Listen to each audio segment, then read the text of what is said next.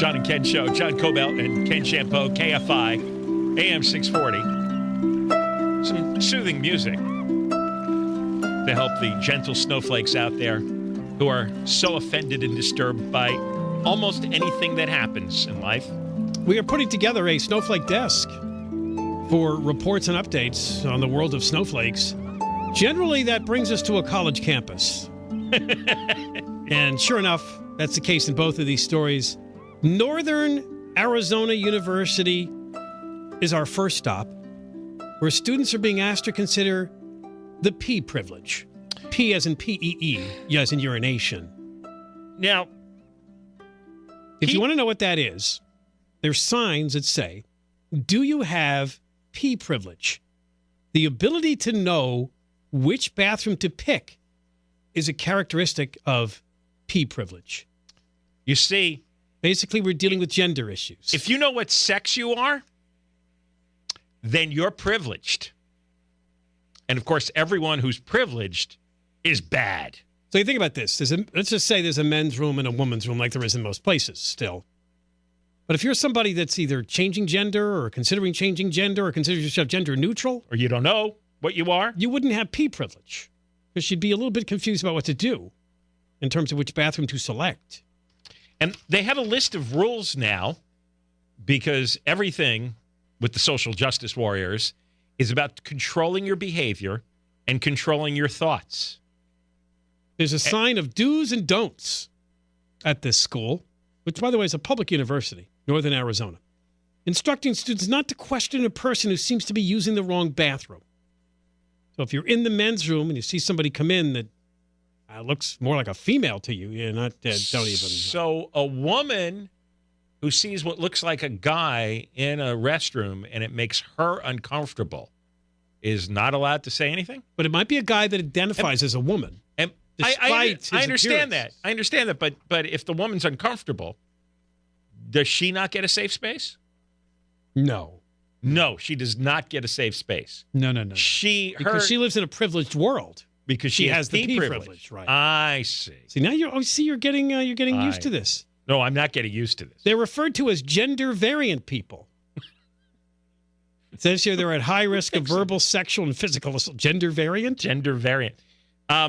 These are people that are outside the norms of your gender identifications. Your very narrow list, Mr. Cobell. But the thing is... Remember the last time we visited, there was like 20 now, maybe more? But what I object to is they tell you what to think. They tell you what to say. They want you to be sensitive. But wait. It's not their business. I have a freedom. You're getting aggressive. No. Listen to this. Committing a microaggression. Here's something I object to. All right. You're told, don't stare. Don't stare. The person is probably aware that they don't fit into either restroom, so they don't need any more eyes reminding them. Oh. Now, if a woman sees what she thinks is a guy in her restroom and is uncomfortable, she can't even look. She can't stare to determine, is this a threat or not? Oh, you always play that woman sex assault card, don't you? You always do that. It's a great shield, isn't it? It's your. How do you argue with it? You never argue the other way.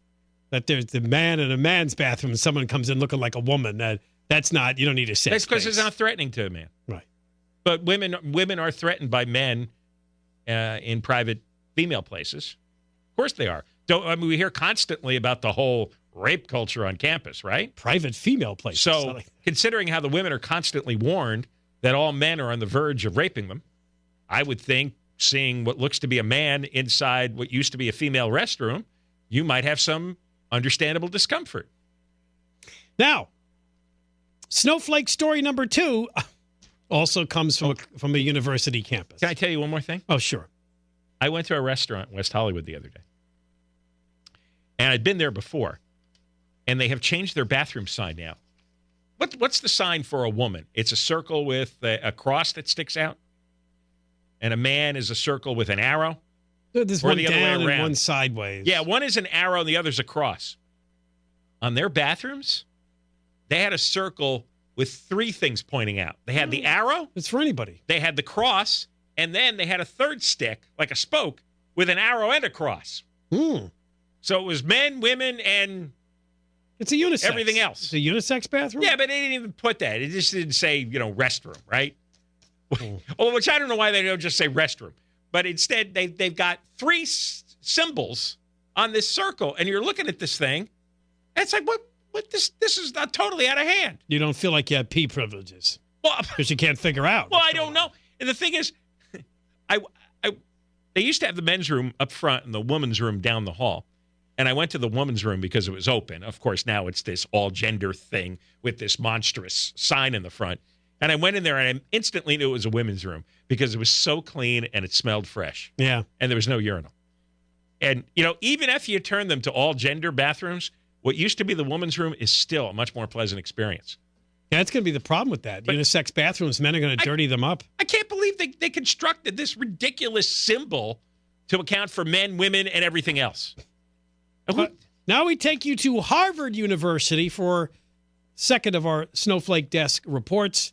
And apparently, students are so stressed out, and I mean stressed out, by overdue library books, they're going to remove the traditional late day fee.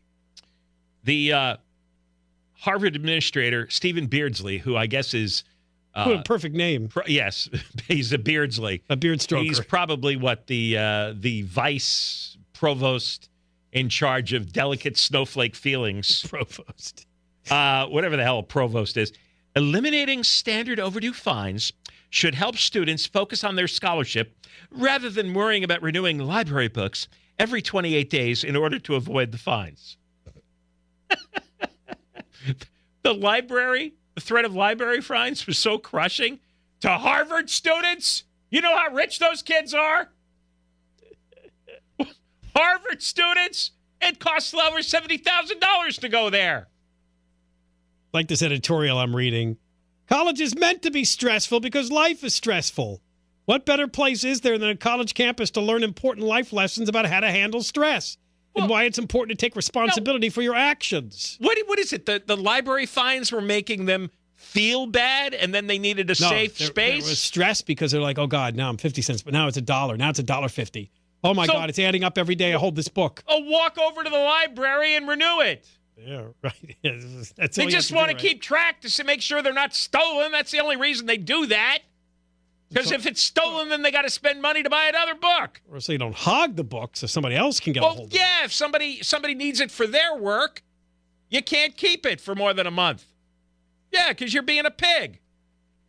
And you're supposed to share. I take it you don't like the universities bringing in puppies finals week? Are they really? Yeah. There are lots of colleges that bring in puppies for stress during finals week. That's exploiting the dog species, isn't it now? They do this at the airports too now. There's dogs. What is it? Really? Yeah. Why can't people... San Francisco does it. They bring in animals. Why can't people handle stress? And, I've got two guys in college. I used to tell them they had to learn how to handle stress. I really did. I used to say, they used to tell me about this and that. I go, yeah, well, I remember telling them that's the way the world's going to be. And they call me and they tell me about this stress and that stress. And I don't run up there with a blanket and a dog. I say, well, it's going to get worse when you get into the real world. I never coddle. Do you coddle? You probably coddle all over the place. No, I really don't. Not that much. Maybe just a little. Yeah. She runs in, brings them soup and her vegan foods. And oh, no, I'm not that bad. You show up with bowls of tofu. And oh, no, I don't even eat She is tofu. a safe space. Yeah. All right. All right, more coming up. John and Ken Show, KFI. Deborah has more.